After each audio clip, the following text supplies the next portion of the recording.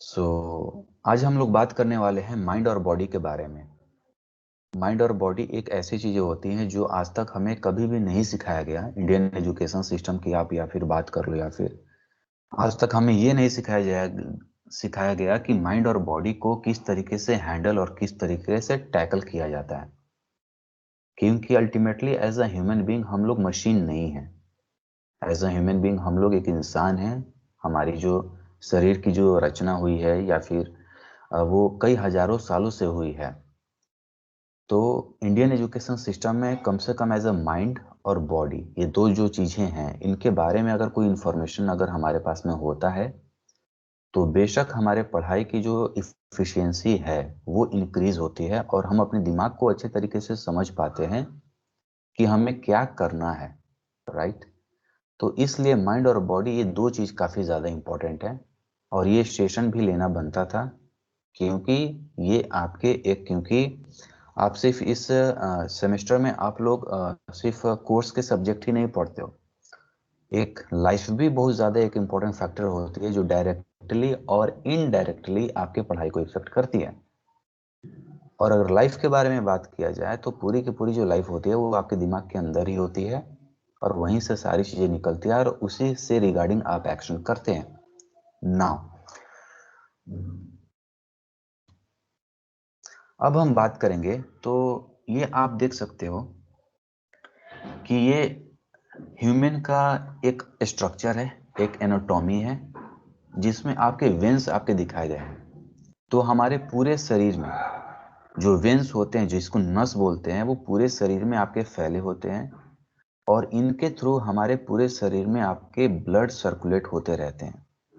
और जब blood circulate होते हैं तो उसी से हमारे सेल में रक्त संचार होता रहता है और हम कोई भी काम कर पाते हैं। ऐसा माना जाता है कि अगर आप 0.5 सेकंड, अगर आपके सेल में किसी भी एक सेल में ब्लड नहीं पहुंचती है 0.5 सेकंड, तो आपका वो सेल डिस्ट्रॉय होना चालू हो जाता है। और चूंकि हम लोग एक बायोलॉजिकल बॉडी हैं और हम सेल से बने हुए हैं, तो इसमें भी आपके सेल्स को अगर सही रहेगा तो हम सही तरीके से काम कर पाएंगे, because we are the biological body.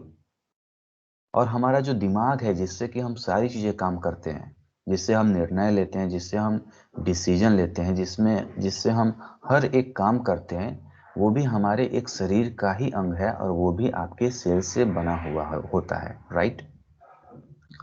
तो इस तरीके से हमारे पूरे बॉडी में वेन्स, जिसको नस बोलते हैं हिंदी में, वो पूरे के पूरे एक स्ट्रक्चर वे में हमारे पूरे शरीर में फैले होते हैं ताकि ब्लड का सर्कुलेशन होता रहे। राइट। उसके बाद में जिस तरीके से आपका लंग्स का काम होता है आपके ऑक्सीजन लेना, ठीक है ना, और कार्बन डाइऑक्साइड को रिलीज करना, और हार्ट का काम होता है आपका ब्लड को पंप करना, ठीक उसी तरीके से आपके दिमाग भी एक सेल से बना होता है। ठीक है, यहाँ पे हम बायोलॉजी के बारे में भी बात करेंगे। आगे हम जाएंगे, रिवीजन तक हम लोग जाने वाले हैं। तो ठीक उसी तरीके से जो ये हम लोग का माइंड होता है, ये भी माइंड आपके सेल से बना होता है। तो ये भी आपका एक इसके काम करने का तरीका होता है, इसके काम करने का बिहेवियर होता है। जिस तरीके से आपका जो दिल होता है, हृदय होता है, वो आपके खून को पंप करने का काम करता है, ठीक उसी तरीके से दिमाग आपके थॉट को प्रोड्यूस करना, आपके जब आप मूवमेंट करते हो तो उन सारे चीज को कंट्रोल सिस्टम आपके दिमाग करता है। दिमाग के बहुत सारे आपके पोर्शन भी होते हैं, जिसमें आपके फ्रंटल लोब, ठीक है, उसके बाद में टेम्पोरल लोब होता है, उसके बाद में सेरिबेलम होता है। इसके बारे में हम बाद में थोड़ी थोड़ी बात करेंगे। अब जो दिमाग होता है, वो दिमाग आपके दो बराबर भागों में बटा हुआ होता है। That is known as a left brain and that is known as a right brain. Left brain जो आपका जिस चीज के लिए बना होता है, जो लेफ्ट और राइट होता है, वो बेसिकली एक दूसरे से कनेक्ट, वो अलग नहीं होते। इनके बीच में एक, ऊपर से जैसे आप लोग देख पा रहे हो, तो इनके बीच में भी कुछ कनेक्शन होते हैं जो यहाँ पे आपको नहीं दिखाया गया, जो बात की आपको फिगर में क्लियर हो जाएगा। तो जो लेफ्ट ब्रेन होता है वो बेसिकली एनालिसिस करने के लिए, कोई भी चीज़ अगर हम थिंकिंग करते हैं, एनालिसिस करते हैं कि इसमें क्या चीज़ इंपॉर्टेंट है, वो सारी काम आपके लेफ्ट ब्रेन से होती है। जब हम लॉजिक लगाते हैं, यानी कि जब हम कोई प्रोग्रामिंग करते हैं, तो वो भी आपके लेफ्ट ब्रेन से ही संचालित होती है। ठीक है, कोई हमें आइडिया आता है या फिर आइडिया हम जनरेट करते हैं, तो वो भी आपके लेफ्ट ब्रेन से आता है। और अगर कोई फैक्ट हम समझते हैं तो वो भी लेफ्ट ब्रेन से। और मैथमेटिक्स हो गया, एप्टीट्यूड हो गया, वो भी आपके लेफ्ट ब्रेन से होती है। जब हम कोई ट्रेनिंग करते हैं तो वो भी आपके लेफ्ट ब्रेन से ही ऑपरेट होती है। उसके बाद में अगर हम राइट ब्रेन के बारे में बात करें, तो that is known as a creativity, intuition, arts यानी कि पेंटिंग करना, इमेजिनेशन करना, फीलिंग को सेंस करना, इमेजिनेशन करना, और उसके साथ साथ में आपके जो कुछ भी आपके दिमाग में आप इमेजिनेशन कर पाते हो किसी भी लेवल पे, वो सारी चीजें आपकी ऑपरेट होती हैं राइट ब्रेन से। राइट। उसके बाद में ये जो लेफ्ट और राइट ब्रेन का जो पूरा का पूरा कॉन्सेप्ट है, तो एक आपका सिस्टम होता है that is called EEG. Right. इसमें आपके पूरे दिमाग पे इलेक्ट्रोड लगा करके ब्रेन के अंदर जो कुछ भी इलेक्ट्रिकल सिग्नल जनरेट होता है, लेकिन मैं आपको यहाँ पे बता देना चाहता हूँ कि दिमाग के अंदर इलेक्ट्रिकल सिग्नल जनरेट नहीं होता। It is known as a bio electrical chemical okay signal. क्योंकि हम लोग एक बायोलॉजिकल पर्सन है, तो इलेक्ट्रिकल सिग्नल जो होता है वो ज़्यादा अमाउंट में प्रोड्यूस नहीं होता है, थोड़ा सा एकदम स्लाइटली हमारे दिमाग में प्रोड्यूस होता है। ठीक है। और तब जा करके उसके हिसाब से जब साइंटिस्ट ने इलेक्ट्रोड लगाया, और जब हम लोगों ने डिफरेंट डिफरेंट काम करना चालू किया, जैसे कि हम पढ़ाई कर रहे हैं तो दिमाग के कौन कौन से पोर्शन जो होते हैं वो एक्टिवेट होते हैं, उसके हिसाब से साइंटिस्टों ने ये लगाया कि किसी स्पेसिफिक वर्क पे किसी दिमाग का एक पोर्शन एक्टिवेट होता है, उसके अंदर कोई केमिकल या फिर बायोकेमिकल चेंजेस होते हैं, और वो हर टेस्ट में आपका पाया गया। तो इस तरीके से साइंटिस्टों ने ये पता लगा लिया कि हमारा दिमाग किस हद तक अभी काम करता है। लेकिन मैं अभी बता देना चाहता हूँ कि दिमाग के बारे में अभी बहुत ही थोड़ी ही बहुत रिसर्च अभी हुई है। आगे बहुत सारी रिसर्च अभी बाकी है, लेकिन जितना भी बाकी है, जितना भी पूरा हो चुके हैं उसके बाद आपको बता ना। अबाउट ब्रेन के बारे में हम कुछ फैक्ट्स के बारे में भी बात करेंगे कि 75% जो होता है हमारे ब्रेन का, वो बेसिकली वाटर से बना हुआ होता है।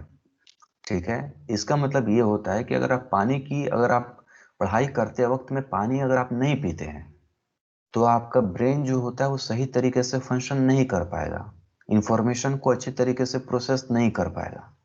आप थोड़ा सा डल और नेगेटिव इफेक्ट आप लगोगे कि बोझ ही लगने लगेगी पढ़ाई। तो इसका मतलब ये है कि जब कभी भी आप पढ़ाई करें, और अगर आप ये चाहते हैं कि आपका दिमाग अच्छे तरीके से काम करे, तो पानी की अच्छी खासी मात्रा आपको लेती रहनी है। चाहे वो गर्म पानी हो, अगर ठंड के मौसम में अगर आप स्टडी कर रहे हैं तो आप गर्म पानी पी सकते हैं, और गर्मी में ठंड पानी। ठीक है ना, it's totally depend on you. Right. उसके बाद में जन्म से लेकर के जब हम लोग 18 साल तक होते हैं, उस समय तक हमारा जो दिमाग होता है वो ग्रोथ करता रहता है। लेकिन इसका मतलब ये नहीं है कि हमारा दिमाग ग्रोथ करना बंद कर देता है। अगर हम अपने दिमाग को किसी भी लेवल पे अगर कोई भी चीज कोई एक्टिविटी करते हैं, तो हमारा दिमाग जो बना हुआ है बेसिकली नई नई चीजों को यूज करने और नई चीजों के बारे में सीखने के बारे में। राइट। तो बचपन से लेकर 18 साल की आयु तक हमारा दिमाग ग्रो करता है, लेकिन उसके बाद भी हमारा दिमाग ग्रो करता रहता है। जब भी हमें सर दर्द होता है, ठीक है, हम लोग बोलते हैं कि आज मेरा सर काफी ज्यादा दर्द कर रहा है, तो बेसिकली एक केमिकल रिएक्शन के थ्रू होता है। ठीक है। और अगर सर दर्द को अगर आप लोग को हटाना है, तो यस, उसमें भी वाटर काफी ज्यादा मदद करता है आपको। ओके। उसके बाद में the brain of human contain approximately 100 billion neurons. जितने भी ऑन एवरेज पर्सन होते हैं उनके अंदर 100 बिलियंस ऑफ न्यूरॉन्स होते हैं, इक्वल नंबर ऑफ न्यूरॉन्स होते हैं आपके।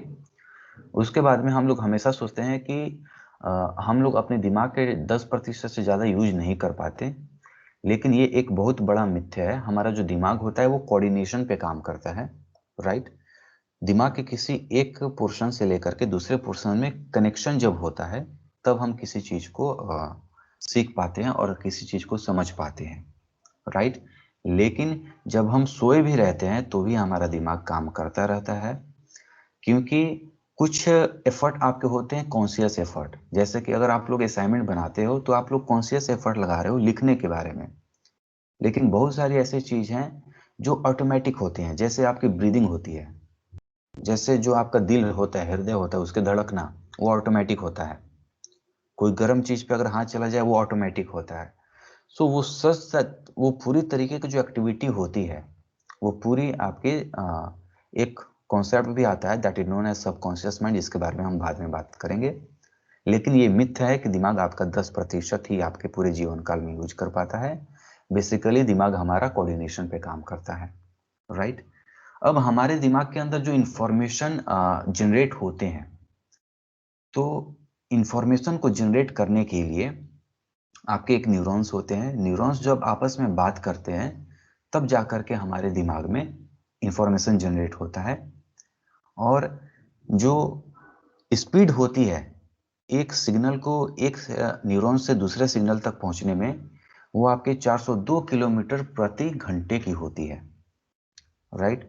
The fastest speed of information to pass between neurons is about 402 kilometre mile per hour United States of America में चलता है। तो इसलिए मैंने इसको कन्वर्जन करके रख दिया था, राइट।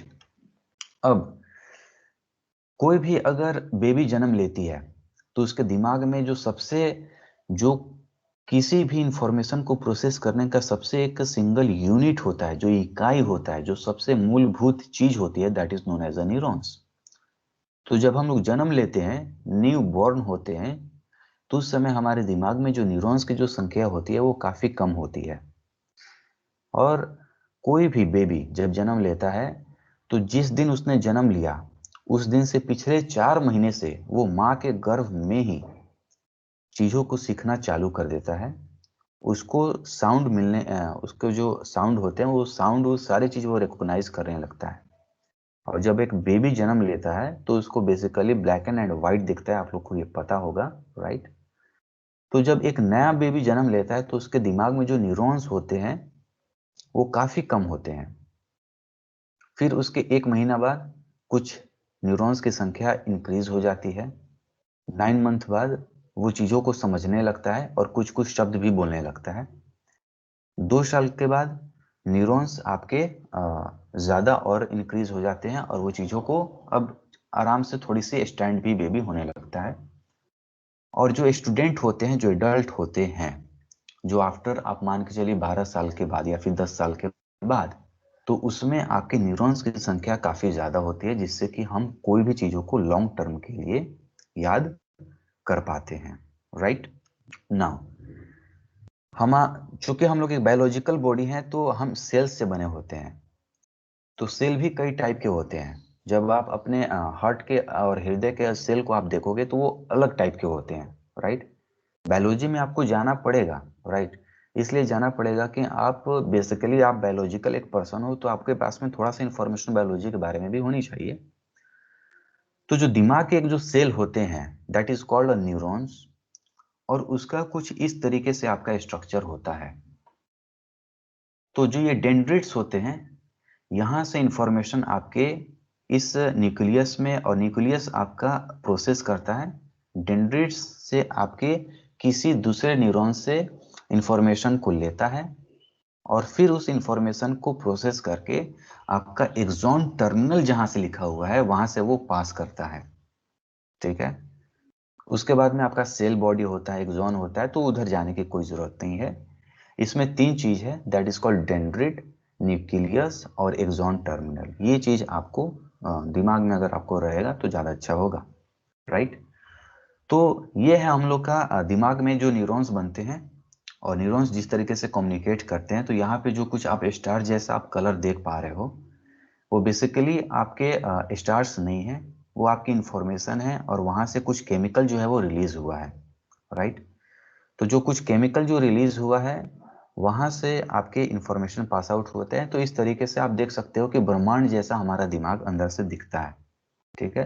लेकिन ये चूंकि कंप्यूटर ग्राफिक्स इमेज है तो, लेकिन हम लोग का जो दिमाग होता है वो बेसिकली कैसे सीखता है, तो जो कुछ भी हम सीखते हैं जैसे स्मेल, ठीक है ना, स्मेल से जो हम देखते हैं, जो हम सुनते हैं, जो हम टेस्ट करते हैं, जो हम टच करते हैं, इनके हिसाब से हमारे दिमाग जो है वो चीज़ों को प्रोसेस करता है, और चीज़ों को प्रोसेस करने के बाद में हम चीज़ों को अच्छे तरीके से समझ पाते हैं।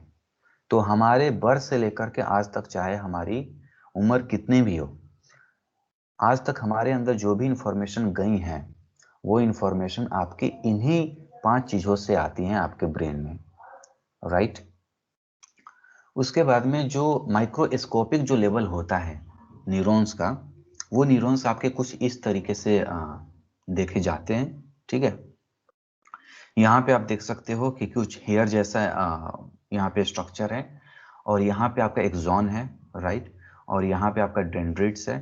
तो ये जो आप खुले हुए देख रहे हो ना, कुछ यहाँ पे पोर्शन ऐसा लगेगा कि कनेक्टेड नहीं है, तो बेसिकली ये आपस में ना वो पेंडुलम करते रहते हैं, ये झूलते रहते हैं, राइट।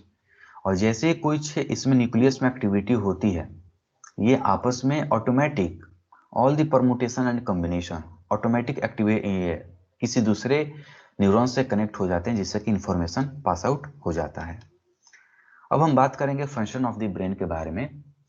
तो फंक्शन ऑफ ब्रेन के बारे में जब ब्रेन को एनालाइज किया गया तो इसमें आपका फ्रंटल लोब होता है, ठीक है ना, और सेक्टियल लोब लोब होता है। तो लोब आपका एक बेसिकली सिस्टम होता है, किसी भी स्पेसिफिक जब हम वर्क करते हैं तो यहाँ पे कुछ इलेक्ट्रिकल सिग्नल या फिर कुछ बायोलॉजिकल चेंजेस होते हैं, जिससे कि हमने ये पता लगा लिया कि ये चीज़ काम करने पर ये चीज़ यहाँ पे एक्टिवेट होता है ब्रेन के, राइट। तो जैसे कि सेरिबेलम हो गया, तो फ्रंटल लोब की अगर बात मैं करूं तो जो भी आप एनालिसिस करते हो, ठीक है, जो कुछ भी आप पढ़ाई जब आप करते हो, जो कुछ भी आप थिंकिंग करते हो, that is known as a frontal lobe, जो दिमाग के आपके पहले हिस्से में रहता है, और ये सबसे बड़ा हिस्सा भी एक माना जाता है आपके ब्रेन का। तो यहाँ पे सारी जो इंफॉर्मेशन होती है वो होती है, तो इसमें जाने की जरूरत नहीं है। लेकिन मेन फंक्शन ऑफ ब्रेन के अगर हम बारे में बात करें तो दैट इज अ कॉल्ड, उसमें आपका एक चीज इंपॉर्टेंट हो जाता है, दैट इज कॉल्ड मोमेंट। आपके बॉडी का जो मूवमेंट होता है, ठीक है, जैसे कि आप जब कभी दौड़ते हो तो बॉडी में जब फंक्शन होता है, उन सारी चीजों को मोटर मोटर एक्टिविटी या फिर मोटर मूवमेंट जिसको बोलते हैं, उन सारी चीजों को कंट्रोल करने के लिए आपका ब्रेन इस तरीके से डिजाइन हुआ है। और ये जो आपका ब्रेन स्ट्रीम है वो बेसिकली जा करके आपके बैकबोन से यानी कि रीढ़ की हड्डी से कनेक्ट होता है, और रीढ़ के हड्डी में भी बहुत सारे ऐसे सेल्स हो जाते हैं जो पूरे आपके शरीर में कनेक्टेड होते हैं। नाउ, तो ये जो आप पिक्चर आप देख पा रहे हो, ये बेसिकली आपका एक ब्रेन का, ओरिजिनल ब्रेन का एक इमेजेस है। इसमें आप देख सकते हो कि ब्रेन आपका किस तरीके से दिखता है, वाइट कलर का होता है, ठीक है, क्योंकि ये सेल से बना होता है, तो सेल कैसे दिखेगा, वाइट ही कलर का। लेकिन आप उसी तरीके से अगर आप लंग्स के अगर सेल्स को देखोगे, लंग्स को अगर आप काट के देखोगे, तो वहां पे आपको पता चलेगा कि उसका जो कलर होता है डिफरेंट होता है, लेकिन दिमाग का कलर आपका डिफरेंट होता है, क्योंकि ये डिफरेंट सेल्स से बना होता है, राइट। नाउ, अब हम बात करेंगे कि बेसिकली जो हमारा दिमाग होता है, ठीक है, तो बेसिकली हम जो एक बायोलॉजिकल एंटिटी है, सो दिमाग आपके दो भागों में डिवाइड हो जाता है। तो इसके पहले मैंने बताया था कि लेफ्ट हेमिस्फेयर और राइट हेमिस्फेयर में डिवाइड होता है, लेकिन दिमाग आपकी एक और चीज होती है जहाँ पे आपके दिमाग दो भागों में डिवाइड हो जाती है, that is known as psychology and that is known as a biology, ठीक है। तो अगर हम साइकोलॉजी के बारे में बात करें तो जिसमें आपका माइंड आ जाता है, और बायोलॉजी में अगर बात करें तो उसमें ब्रेन आ जाता है। तो ब्रेन किस तरीके से काम करता है और साइकोलॉजी में भी थोड़ा सा हम लोग डिस्कस करने वाले हैं। तो अगर हम साइकोलॉजिकल साइड के बारे में बात करें तो हम बात करेंगे अभी थॉट्स के बारे में, कि थॉट्स आखिर हमारे दिमाग में प्रोड्यूस कैसे होता है। तो बेसिकली जो न्यूरॉन्स होते हैं, जो मैंने आपको पहले बताया था, एक डेंड्रिट्स होता है और एक आपका एक्सॉन होता है, राइट। डेंड्रिट से इंफॉर्मेशन ये इंटर करता है और एक्सॉन से आपका आउटपुट होता है। ठीक उसी तरीके से ये जो आपका एक्सॉन है, एक न्यूरॉन का ये आपका एक्सॉन है, और एक ये आपका डेंड्रिट्स है। इनके बीच में आपके न्यूरोट्रांसमीटर केमिकल एक होता है, जो आपके पास ऑन होता है, जिससे कि हम चीज़ों को समझ पाते हैं और इस तरीके से हमारा दिमाग फंक्शन काम करता है। तो थॉट हमारे अंदर, दिमाग के अंदर किस तरीके से जनरेट होते हैं? तो neurons releases brain chemicals known as neurotransmitter which generate these electrical signals in neighboring neurons. To electrical signal propagate like a wave to thousands of neurons which leads to throughout formation. Okay? इसका मतलब ये है कि जब कभी भी आप एक पत्थर पानी में डालते हैं तो जिस तरीके से आपका वेव निकलता है, ठीक उसी तरीके से जो कुछ भी हम जब सोचते हैं तो हमारे दिमाग में जो न्यूरॉन्स की कनेक्टिविटी होती है वो एक नहीं होती है, बल्कि हजारों और लाखों संख्या में होती है। और लाखों, बिकॉज आप जानते हो कि 100 बिलियंस ऑफ न्यूरॉन्स हमारे दिमाग में होता है। तो उस तरीके से जो कुछ भी हम सोचते हैं तो उसमें आपके जो न्यूरॉन्स होते हैं वो हजारों की संख्या में एक्टिवेट होते हैं और आपस में कम्युनिकेट करते हैं। उसमें कम्युनिकेट करने के लिए जो सबसे मेन कंपोनेंट होता है that is known as called neurotransmitter. ये मैं आपको क्यों बता रहा हूँ, ये पता चलेगा कब? जब रिवीजन की चीज में डिस्कस करूंगा तब। नाउ उसके बाद में जो न्यूरोट्रांसमीटर होता है, तो न्यूरोट्रांसमीटर जो एक केमिकल होता है, ठीक है, जिसे डोपामीन होता है, सेरोटीन होती है, तो वो बेसिकली आपके न्यूक्लियस में बनती है, राइट। और न्यूक्लियस में जब वो बनती है तो न्यूक्लियस के बाद में जो एक्सॉन से जो इंफॉर्मेशन ट्रांसफॉर्म होता है दूसरे दूसरे न्यूरॉन्स के डेंड्रिट्स पे जब जाती है तो वहाँ पे न्यूरोट्रांसमीटर ही होता है। जैसे फॉर एग्जांपल, जैसे आप बाइक चलाते हो तो इंजन ऑयल उसमें डाला जाता है, पेट्रोल के अलावा भी। ठीक उसी तरीके से न्यूरॉन्स में भी एक केमिकल होता है that is known as called a neurotransmitter. वो इंफॉर्मेशन को पास आउट करते हैं, वही जब ट्रैवल करता है उसी को आपको बोला जाता है इलेक्ट्रिकल सिग्नल्स, और उसी को हम डिटेक्ट कर पाते हैं। तो जैसे कि हमारे शरीर में बहुत सारे केमिकल प्रोड्यूस होते हैं और वो किसी एक पर्टिकुलर पोजीशन और पर्टिकुलर सेल्स में होते हैं। कोई भी आपके केमिकल अगर सब बॉडी में बनता है तो, राइट। ठीक उसी तरीके से जो न्यूरोट्रांसमीटर बनते हैं वो हमारे दिमाग के किसी एक पोर्शन में रहते हैं। This is called a vessels बोला जाता है, यानी कि एक थैली जैसा होता है, बहुत छोटे छोटे होते हैं। वहां पे न्यूरोट्रांसमीटर आपके रहते हैं। और न्यूरोट्रांसमीटर आपके बनते कहाँ से हैं आखिर? जो आप खाना खाते हो वहीं से पूरी स्टोरी स्टार्ट होती है। अब न्यूरोट्रांसमीटर आपके दिमाग में भी अबव 60 से ज़्यादा आपके न्यूरोट्रांसमीटर दिमाग में होते हैं, लेकिन उन सब के बारे में जानने की ज़रूरत नहीं है एज अ स्टूडेंट। कुछ के बारे में मैं आपको बता देना चाहता हूँ। तो यहाँ पे जैसे कि आपका डोपामीन होता है, प्लेजर न्यूरोट्रांसमीटर जिसको बोलते हैं। इसमें आपका क्या इन्फॉर्मेशन होता है? जब कभी भी हम कोई चीज़ देखते हैं, राइट, जैसे फॉर फेवरेट मूवी हो गया या फिर कोई भी हमने सॉन्ग सुना है तो हमें मज़ा आता है। तो मज़ा आपका डोपामीन के कारण आता है।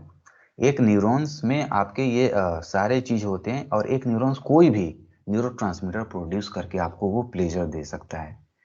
तो एक जो माइंड गेम होता है वो बायोलॉजिकल लेवल पे माइंड गेम आपका दिमाग खेलता है, जो जिसमें आपका फीलिंग्स होता है, जिसमें आप सारी चीज़ों को समझ पाते हो और आपको लगता है कि नहीं आज मेरा मूड खराब है या फिर आज मैं अपसेट हूँ।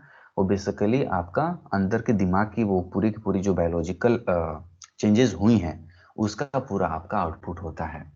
उसके बाद में सेरोटीन होता है, that is called a mood neurotransmitter इसको बोलते हैं। अगर ये दिमाग में रिलीज अगर होता है तो आप ज़्यादा रेस्ट और पीसफुल आप फील करते हो, ठीक है।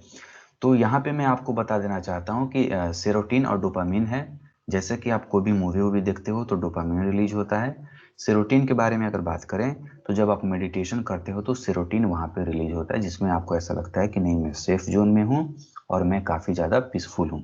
तो इस तरीके से आपके बहुत सारे न्यूरॉन्स होते हैं। यहाँ पे आप और के बारे में भी अगर ज़्यादा क्यूरियोसिटी हो रही है तो आप पढ़ाई कर सकते हैं। अब अगर यहाँ पे अगर मैं आपके सामने बोलूँ कि don't think about the pink elephant, अगर आप लोगों से ये बोलता हूँ तो इसमें क्या होता है? अगर मैं बोलूँ कि आपको पिंक एलिफेंट के हाथी के बारे में नहीं सोचना है, लेकिन होता क्या है, रियलिटी में होता क्या है कि आपके दिमाग में पिंक एलिफेंट चीजें आ जाती हैं।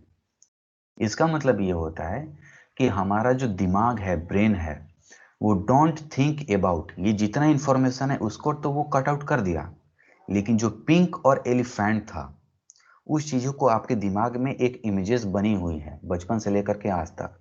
पिंक कलर भी आपके दिमाग में बना हुआ है और एलिफेंट भी बना हुआ है। तो वो चीजों को प्रोसेस किया और आपके सामने वो एक ऐसा इमेज बना दिया जिसमें आपको लगा कि नहीं, पिंक एलिफेंट है।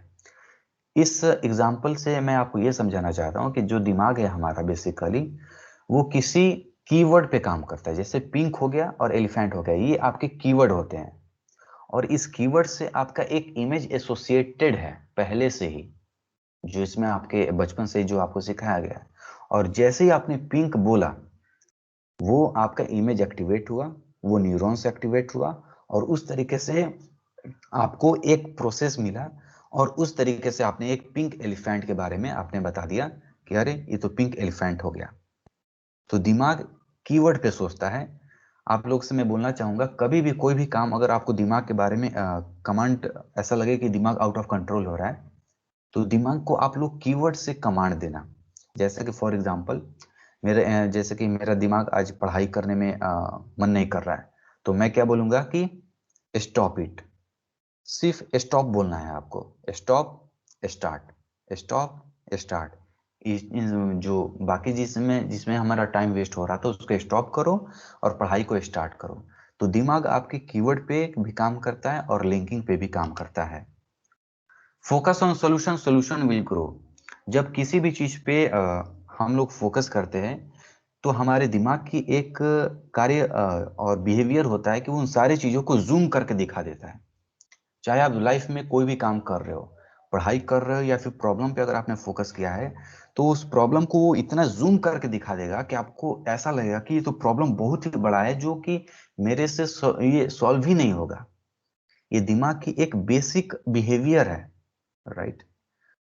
तो आपको डिसाइड करना पड़ेगा, क्योंकि आपने दिमाग के बिहेवियर के बारे में जान गया, आपने जान लिया। तो इसमें आपको डिसाइड करना पड़ेगा कि आप प्रॉब्लम पे फोकस करना चाहते हैं या फिर सॉल्यूशन के बारे में फोकस करना चाहेंगे। जब हम हमेशा जब सैड होते हैं, राइट, तो हमें हमेशा लगता है कि हम पूरी दुनिया के दुखी इंसानों में से एक हैं, लेकिन रियलिटी ऐसा नहीं होता है। दिमाग आपके लेवल पे गेम खेल रहा होता है, ठीक है। ऐसा बोला जाता है कि everything in psychology is related to biology. तो whatever you will focus, okay, आप जिस चीज पे आप फोकस करोगे वो आपका ग्रो करेगा, ठीक है। क्योंकि मैंने इसके पहले भी बताया था, न्यूरोट्रांसमीटर जब भी आपकी एक चीज पे आपके 5 सेंसेस होते हैं ना, जैसे कि हम कोई सुनते हैं, जो बोलते हैं, जो हम टच करते हैं, जो स्मेल करते हैं, उससे एक न्यूरॉन्स एक्टिवेट नहीं होता है, हजारों न्यूरॉन्स एक्टिवेट होते हैं एक साथ में।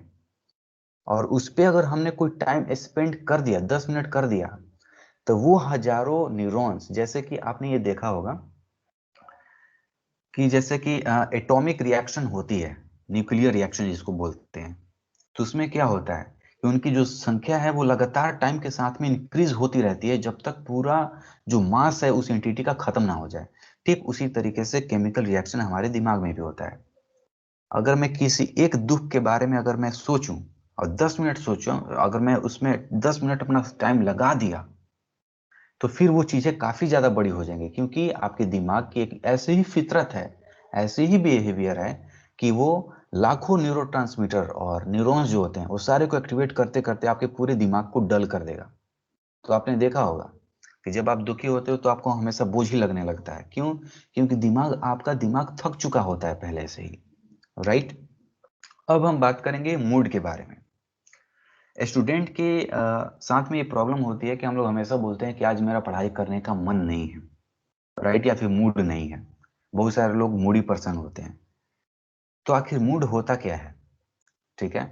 तो मूड को ऑब्जर्व करने के लिए आपको पहले ये समझना पड़ेगा कि आपकी जो प्रॉब्लम है वो किस लेवल पे है।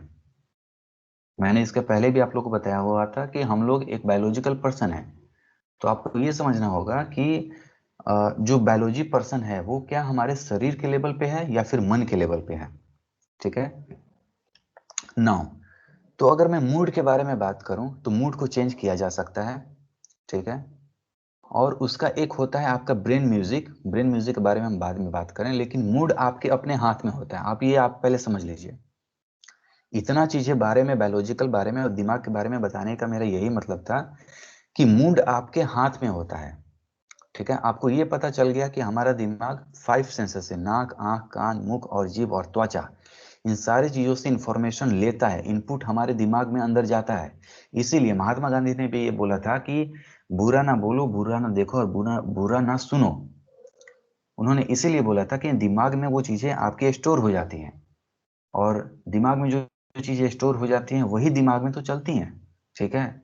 फॉर एग्जाम्पल अगर हम बात करूं, तो अगर आपने लेट सपोज अगर आपने कोई एक मूवी देखा, ठीक है, तो मूवी आपके एक बार तो आपने देखा, लेकिन वो आपके जिंदगी भर आपके दिमाग में रहता है। कोई भी इंफॉर्मेशन जो हमारे दिमाग में इनपुट होती है वो हमारे जीवन में लाइफ लॉन्ग रहती है। राइट। तो मूड आपके हाथ में होता है, और मूड को आप अपने हिसाब से कंट्रोल कर सकते हैं। ठीक है। मूड एक्सपेरिमेंट आप खुद से कर सकते हैं। फॉर एग्जाम्पल जैसे कि आपने पढ़ाई कर रहा है, मूड नहीं लग रहा है, हमने क्या किया, दिमाग को ट्रिक करना चालू कर दिया, क्योंकि आप जानते हो कि 5 सेंसर से ये कुछ ना कुछ काम करता है। क्या अब हम करेंगे, कोई भी एक गाना सॉन्ग उठाएं, थोड़ा सा डांस कर लिया, कोई थोड़ा सा मूवमेंट कर लिया, थोड़ा सा वॉक कर लिया, तो इससे आपका मूड धीरे धीरे चेंज हो जाएगा। थोड़ा सा मैंने लाफ्टर कोई चीजें हैं, या फिर comedy with Kapil, okay comedy with Kapil I think होता है, कपिल का कुछ मैंने शो देख लिया, तो उससे आपका मूड आपका चेंज होना चालू हो जाता है। तो एक होता है ब्रेन म्यूजिक होता है, क्योंकि मेडिकल साइंस आज ये भी बोला, ये मेडिकल साइंस आज ये भी बता रही है कि जब हम मरते हैं, तो मरने के बाद भी हमारे दिमाग में एक्टिविटी जो थोड़ी बहुत मात्रा में चलती रहती हैं, और वो एक्टिविटी बेसिकली आपके आसपास के जो इन्वायरमेंट होता है वहां से वो चीजें फ्रीक्वेंसी पे मैच करती हैं। तो इसके हिसाब से आपका एक ब्रेन म्यूजिक होता है। आप लोग इसको यूट्यूब पे सर्च करके 10 मिनट भी अगर आप इसको सुनते हो, तो ये दिमाग में अलग अलग फ्रीक्वेंसी लेवल की वाइब्रेशन आपके दिमाग में इंसर्ट करती है। कान के थ्रू जो भी आप इंफॉर्मेशन सुनते हैं वो आपके वाइब्रेशन में कन्वर्ट करके, इंफॉर्मेशन में कन्वर्ट करके पूरे दिमाग के हर एक पोर्शन को एक्टिवेट करने का काम करता है। तो ब्रेन म्यूजिक आपको यूट्यूब पे लाखों मिल जाएंगे। ठीक है। और इसमें आपको ये पता चल जाएगा, अगर आप लोग ये सुनते हो तो यस, दिमाग इस लेवल पे जाकर के एक्टिवेट होता है, आप दिमाग को अच्छे तरीके से समझ पाते हैं। कंट्रोलिंग सिस्टम, मेमोरी सिस्टम, दोनों चीजें ज्यादा इंक्रीज हो जाती हैं। अब हम बात करेंगे कि मेमोरी के बारे में। तो मैंने आपको जो बोला, जो आपको एट द स्टार्टिंग में बोला हुआ था कि हम लोग जाएंगे रिवीजन साइड पे ही, लेकिन ये इतना बायोलॉजिकल एज ए स्टूडेंट आपको पता होना चाहिए, क्योंकि हमारे इंडियन एजुकेशन सिस्टम में आज तक हमें ये बताया नहीं गया है। राइट। तो अगर मेमोरी के बारे में बात करें, तो basically memory divided in the two things. एक होता है शॉर्ट टर्म मेमोरी, एक होता है लॉन्ग टर्म मेमोरी। दुनिया में मेजॉरिटी लोगों को ये प्रॉब्लम होता है कि वो बोलते हैं कि हमारे पास में मेमोरी नहीं, हमारी मेमोरी नहीं है। लेकिन आपको ये जान करके आश्चर्यचकित होगा कि हमारे सभी के पास, जितने भी स्टूडेंट, चाहे वो डल हो, चाहे वो पढ़ाई में अच्छा ना हो, उन सबके पास में मेमोरी काफी आउटस्टैंडिंग होती है।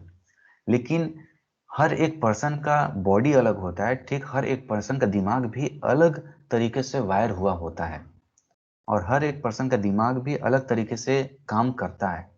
ठीक उसी तरीके से हमारे दिमाग में शॉर्ट टर्म और लॉन्ग टर्म मेमोरी भी होती है। इंसान का जो एक फोकस स्पैन होता है वो 12 मिनट से 13 मिनट होता है। इसका मतलब ये होता है कि जब इंसान पढ़ाई करने बैठता है तो 12 से 13 मिनट तक चीज़ों के बारे में फोकस करता है, और आफ्टर 12 से 13 मिनट के बाद में दिमाग आपको ऑटोमेटिक डिस्ट्रैक्ट करना चालू कर देता है। ठीक है। तो ऐसा बोला जाता है कि हर आधे घंटे, हर 30 मिनट पे, और या फिर हर 45 मिनट पे आप थोड़ा सा जो ब्रेक सेशन होता है वो आपको लेते रहना चाहिए। राइट। उसके बाद में अगर हम बात करें रीडिंग के बारे में, तो जैसे कि आप पढ़ाई, कोई रीडिंग स्टडी कर रहे हो, तो उसमें आपका वो सारी चीजें, रीडिंग हो गया, लेक्चर सुनना, क्लास अटेंड करना, सारे के सारे शॉर्ट टर्म मेमोरी में आपके होती है। ठीक है। दैट इज कॉल्ड, आप ऐसे मान सकते हो, आपके कंप्यूटर मेमोरी में रैम। ठीक है। अब इसमें क्या होता है कि जैसे कि शॉर्ट टर्म मेमोरी में आपने कोई चीज लेक्चर देखा अपने क्लास में, तो लेक्चर देखना आपका इनपुट हो गया। राइट।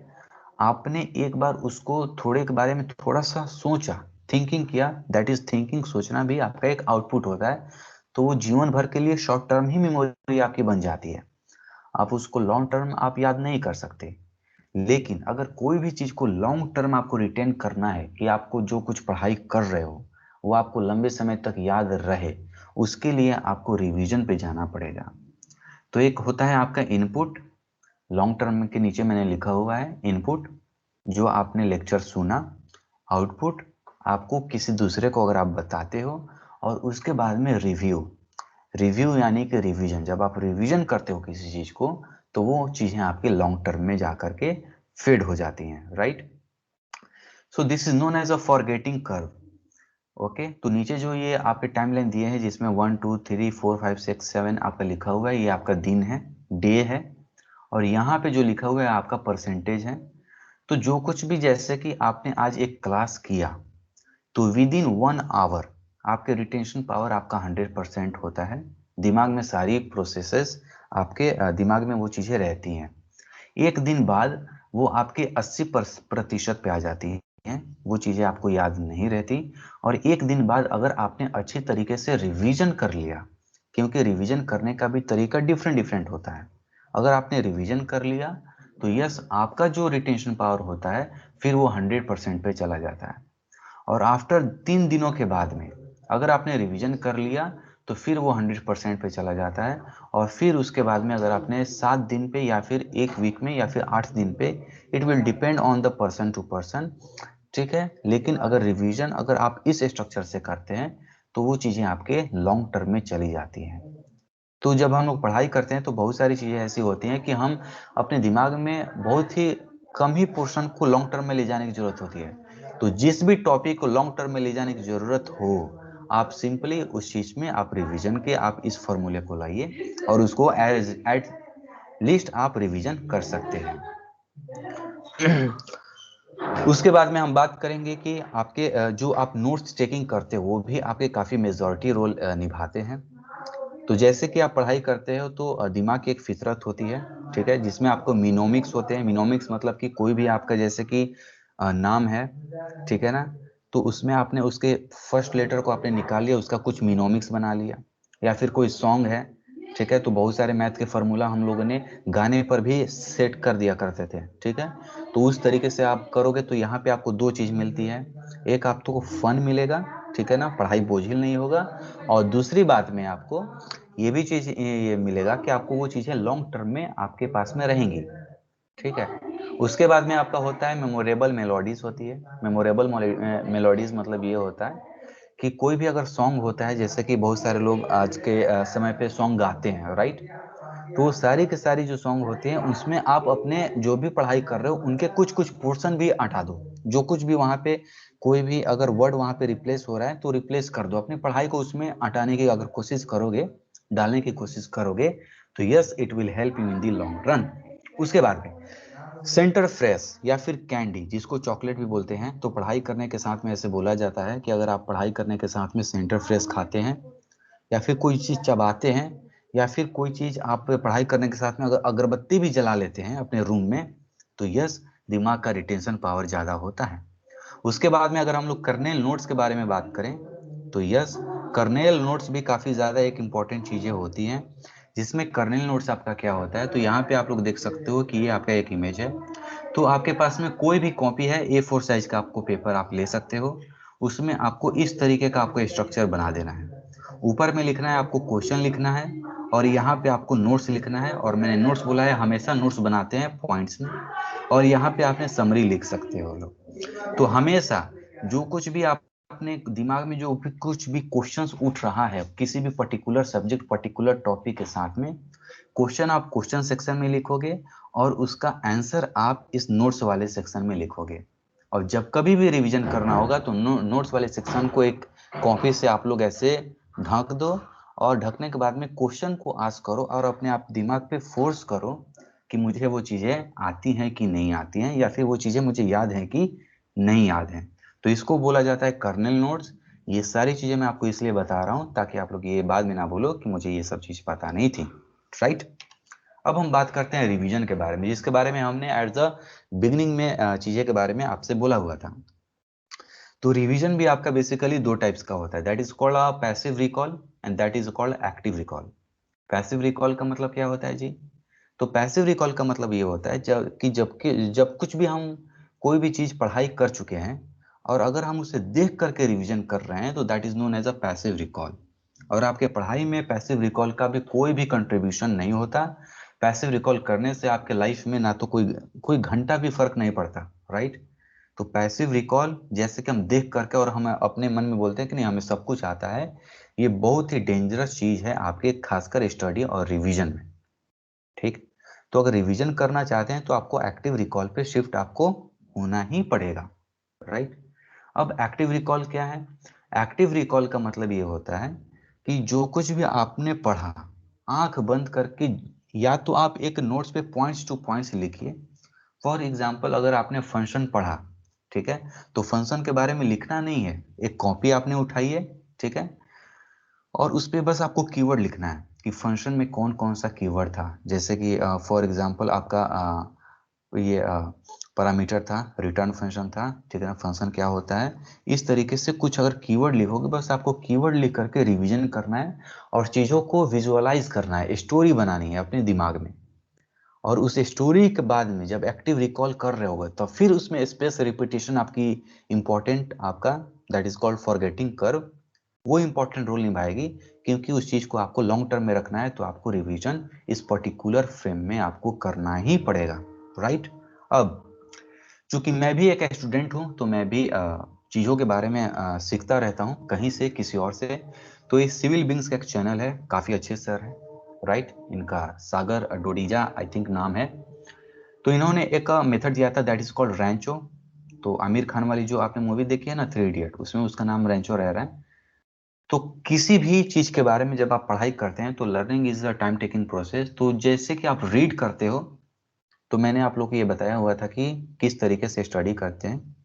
तो जैसे कि आपने रीड करा, राइट, उसके बाद में आपने एनालाइज करा, आपने देखा कि इसमें क्या क्या ऐसा कुछ इंपॉर्टेंट चीज है, उसके बाद में उस इंपॉर्टेंट चीज को आपने एक नोट्स बना लिया, पॉइंट्स टू पॉइंट्स आपने लिखा।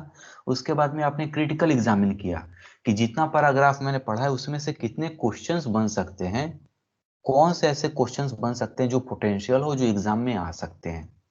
और इन सारी चीजों में जो सबसे जो इंपॉर्टेंट मुझे लगता है, जो दिमाग के लिए भी इंपॉर्टेंट होता है, that is called helping others, that is known age group study, या फिर किसी किसी और पर्सन को पढ़ाना। जब आप किसी और पर्सन को पढ़ाते हो, तो जब आप पढ़ाते हो तो आपके माउथ, स्मेल, आई, ब्रेन, टच, ये सारे चीज जब एनरोल होते हैं तो आपके दिमाग में इंफॉर्मेशन ज्यादा जाती है और उन सारी चीजों को आप लॉन्ग समय के लिए रिटेंशन कर पाते हो। तो this is a called Rancho method. I will highly recommend you guys कि आप लोग रैंचो मेथड के साथ ही पढ़ाई करने पे ट्राई करने में क्या है, हेल्पिंग, यानी कि रैंचो मेथड के साथ आप पढ़ाई कर सकते हो और एक दूसरे की मदद करके आपका ही खुद का भला होने वाला है। तो इट विल, मैं आप पे छोड़ता हूँ कि आप इन सारी चीज़ों को आप किस तरीके से देखते हैं। उसके बाद में आपका चीज़ आता है that is known as optimising की। क्योंकि हर बार जैसे कि हम पढ़ाई करते हैं, तो जैसे कि आज मैंने पढ़ाई करा और अपने नोट्स में मैंने 10 पॉइंट लिखा, राइट। तो हो सकता है कि जब मैं दूसरी बार उसको रिवीजन करूं तो मुझे लग रहा है कि इसको ऑप्टिमाइज और इसको छोटा किया जा सकता है। और आप ये मानो कि नोट्स को छोटा ही करना चाहिए, ठीक है। फॉर एग्जाम्पल पहले बार मैंने जो पढ़ा, उसके बाद में दूसरी बार मैंने पढ़ूंगा तो मैं उसके छोटा ऑप्टिमाइजिंग के बारे में कोशिश करूंगा कि कम से कम मैं लिखूं और कम से कम इसके बारे में मैं इसको और ऑप्टिमाइज करूं और छोटा करूं, छोटे लाइन में लिखूं, ज्यादा इंफॉर्मेशन में ये ले लूं, राइट। तो वो ऑप्टिमाइजिंग का पार्ट हो जाता है जब आप बार बार रिवीजन करते हैं तो, ठीक है। तो जब जब कभी भी नोट्स बनाते हैं तो आप लोग हमेशा ये याद रखना कि नोट्स हमेशा कोई अच्छे अच्छे कॉपी किताबों पे नहीं बनाई जाती, राइट। आप रफ पेपर पे भी आप नोट्स बना सकते हो, रफ पेपर पे आप नोट्स बनाओ, जब रिवीजन करो तब उसको ऑप्टिमाइज कर लो। जब ऑप्टिमाइज करके जब वो छोटा हो जाए एक पर्टिकुलर समय में, क्योंकि आपको ये 3 से 4 बार रिवीजन करना है, तो ऑब्वियसली 3 से 4 जब रिवीजन करोगे तो वो जो नोट्स है वो ऑटोमेटिक छोटी हो जाएंगी। तो जब वो छोटी हो जाएंगी तब उसको आप किसी अच्छे कॉपी पे लिख सकते हो लॉन्ग टर्म के लिए, राइट। अब बात करते हैं कि हेल्दी ब्रेन के बारे में। तो हम लोग एक बायोलॉजिकल एंटिटी हैं, तो बायोलॉजिकल एंटिटी में क्या होता है कि बायोलॉजिकल लेवल पे हम बात करेंगे, तो जो कुछ भी आप खाना खाते हो उसका आपके दिमाग पे काफ़ी ज़्यादा इफेक्ट करता है, ठीक है। तो खाने में काफ़ी सोच समझ के कुछ चीज़ भी खाना चाहिए, क्योंकि हम लोग ये जानते हैं, बहुत पहले से जानते हैं, राइट, कि जैसे हम खाते हैं वैसे ही हमारा विचार बनता है, ठीक है। लेकिन जैसे हम खाते हैं वैसे ही हमारा जो दिमाग है वैसे ही वो फंक्शन भी करना चालू कर देता है, क्योंकि जो कुछ भी हम खाते हैं उससे ब्लड बनता है और वो ब्लड हमारे दिमाग में जाता है। ठीक है। और ब्लड भी काफ़ी ज़्यादा ऑक्सीजन ऑब्जर्व करता है, राइट। और दिमाग को तो काफ़ी ज़्यादा न्यूट्रिशंस भी चाहिए होते हैं, तो जो कुछ भी आपने जो कुछ खाया उससे ब्लड बना। ब्लड में आपके बहुत सारे केमिकल्स, मॉलिक्यूल्स, न्यूट्रिशंस, आपके बहुत सारी चीज़ होते हैं, ऑक्सीजन भी होता है, वो आपके दिमाग में जाता है। दिमाग के अलग अलग पोर्शन को संचालित करने के लिए, चलाने के लिए अलग अलग चीज़ों के बारे में ज़रूरत होती है, अलग अलग मॉलिक्यूल्स के बारे में, अरे अलग अलग न्यूट्रिशंस की रिक्वायरमेंट होती है। तो उसकी पूर्ति आपके जो खाना खाते हो, पूरी स्टोरी जो स्टार्ट होती है दिमाग की, वो आपके खाने से होती है।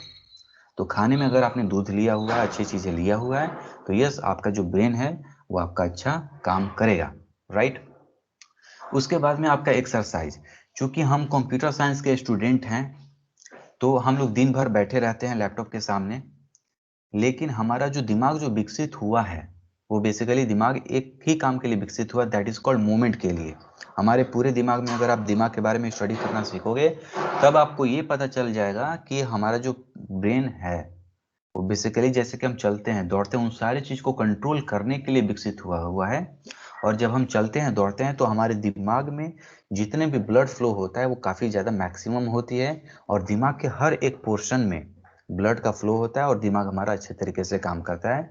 तो as a student it's a very important to you guys कि आप एक्सरसाइज करिए, ठीक है ना, फिजिकल एक्सरसाइज करिए, ठीक है ना, वो काफी ज्यादा इंपॉर्टेंट है अगर आप अपने दिमाग को तंदुरुस्त रखना चाहते हैं तो। उसके बाद में अब हम बात करेंगे साइकोलॉजी साइड की। साइकोलॉजी साइड मतलब ये होता है कि आपके दिमाग में जो थॉट्स चलते रहते हैं, जिससे आप परेशान होते हैं, जिससे आपके दिमाग में फीलिंग्स जनरेट होता है, जिसमें आप बोलते हैं कि आज मेरा मूड नहीं है पढ़ाई करने का, वो आपका सारी चीजें आ जाती हैं साइकोलॉजी साइड पे। तो दिमाग बेसिकली डिवाइडेड होता है दो पार्ट में, राइट। एक बायोलॉजिकल लेवल पे, जिसमें आपका दिमाग सेल से, बॉडी से बना होता है, जिसमें आप जो खाते हो उस पर डिपेंड भी करता है, और एक्सरसाइज भी करता है, राइट। एक्सरसाइज पे भी डिपेंड होता है। और एक आपका दिमाग होता है that is known as a psychological side, जिसमें आपको अपने थॉट जो आपके दिमाग में चलते हैं, ठीक है, तो थॉट्स का पॉपअप होना, रैंडम थॉट्स को दिमाग में आना, ये एक नेचुरल पार्ट है, बहुत ही कॉमन पार्ट है दिमाग की, जो आता ही है, राइट। तो उसमें आप मेडिटेशन कर सकते हैं, अपने फ्रेंड से बात कर सकते हैं, फ्रेंड से सोशल हो सकते हैं थोड़ा सा, ठीक है, उनके साथ में टहल सकते हैं, उनके साथ में कोलैबोरेट कर सकते हैं।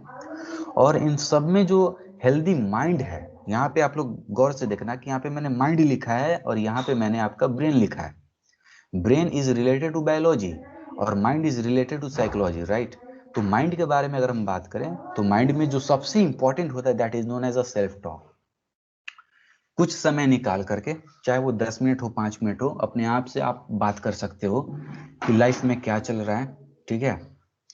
और वो बात करना काफ़ी ज़्यादा इम्पोर्टेंट है, क्योंकि जब आप वो बात करते हो तो आपके आपके मन पे, आप लोग बोलते हो ना कि मेरे मन पे कोई कंट्रोल नहीं है, राइट। मन इधर उधर भागता रहता है, उस पर आपको कंट्रोल करने की ज़्यादा पावर आती जाती है सेल्फ टॉक करने से, ठीक है जी।